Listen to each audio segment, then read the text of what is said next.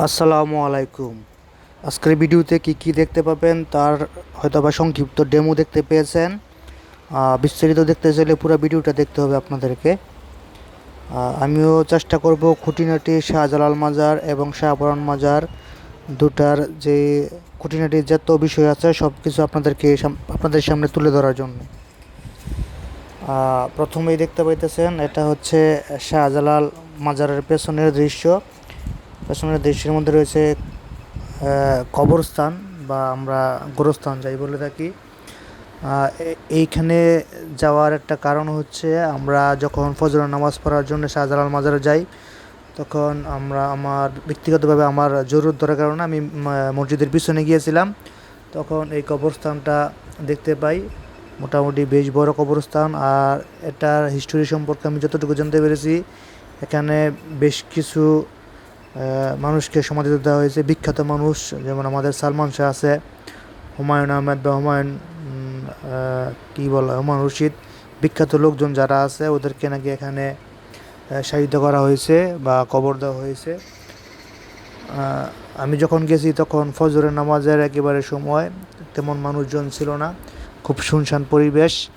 আর আমার সাথে ছিল আমার আরেক চাচাতো ভাই, সে আসলে কিছুটা ভয় পাইছিল আমার সম্ভবত মনে হয়, যে কারণে সে আমার সাথে এই কবরস্থানটা ঘুরে ঘুরে দেখার জন্য যায় নাই। তো আমি একাই গিয়েছি, যেহেতু ওই জায়গায় গিয়েছি আর ভবিষ্যতে যাইতে পারি কি না এটার কোনো গ্যারান্টি নাই, আল্লাহ তালা নিলে হয়তো আবার যাব। তা আমি পুরো কবরস্থানটা ঘুরে ঘুরে দেখলাম। আর মৃত মানুষের জন্য যতটুকু দোয়া করা যায় ওদের জন্য দোয়া করে আসলাম, কবর জিয়ারতের মতোই।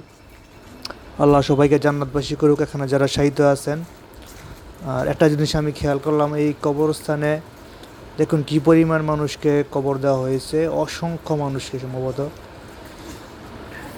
এমন পরিমাণ কবর এখানে দেওয়া হয়েছে। দেখুন একই জায়গায় একাধিক কবর দেওয়া হয়েছে, আপনারা অথবা খেয়াল করে দেখতে পাবেন যে কি পরিমাণ কবর এখানে দেওয়া হয়েছে।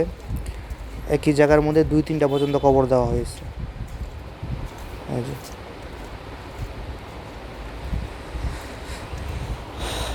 আর এই যে কবরস্থান আমি দেখতে পেলাম, এটা মোটামুটি বেশ বড় কবরস্থান।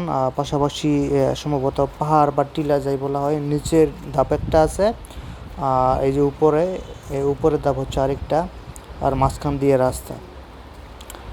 এইখানে যে কী চলে গেল। আর এমন একটা পরিবেশ, এখানে অনেকে যেতে দিনের বেলা যেতে হয়তো বা ভয় পাইবে, যে কারণে আমরা ফজরের নামাজের পরপরই এখানে গিয়েছিলাম আর আমার ভাই খুব ভয় পেয়েছিল। আর এটা হচ্ছে শাহপরান মাজারের দৃশ্য। আমরা এই শাহজালাল মাজার জিয়ারত করে শাহপরান মাজারে চলে গিয়েছিলাম।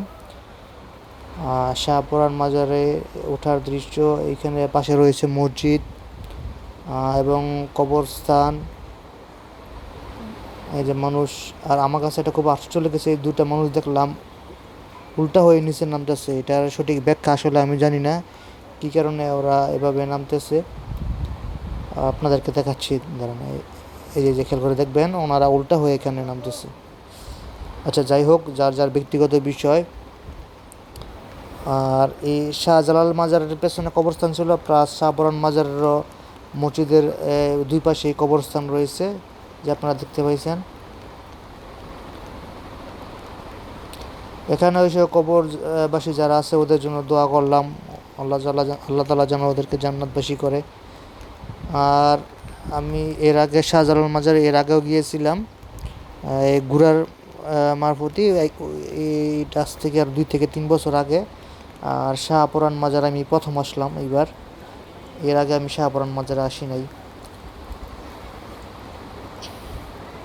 অনেকেই হয়তো বা দেখছি কেউ ভালো মানে সোজাই নামতেছে, কেউ উল্টা হয়ে নামতেছে, এটার ব্যাখ্যা আমি সঠিক জানি না। আর মাজারের ঠিক কাছেই দুটো বা তিনটি বট গাছ দেখতে পাচ্ছেন, সম্ভবত বেশ পুরনো বট গাছ এগুলি। আর আমরা যেদিন গিয়েছিলাম খুব বৃষ্টি ছিল, বৃষ্টির কারণে ঠিকঠাক মতো ঘুরতে পারি নাই। তাও যতটুকু পেরেছি চেষ্টা করেছি নিজে দেখার জন্য এবং আপনাদেরকে দেখানোর জন্য। আশা করব ভিডিওটা শেয়ার দিয়ে সবার সাথে সবাইকে দেখার সুযোগ করে দেবেন, আর লাইক কমেন্ট করবেন। এরকম ভিডিও যারা পছন্দ করেন কমেন্ট করে জানাবেন। এটা হচ্ছে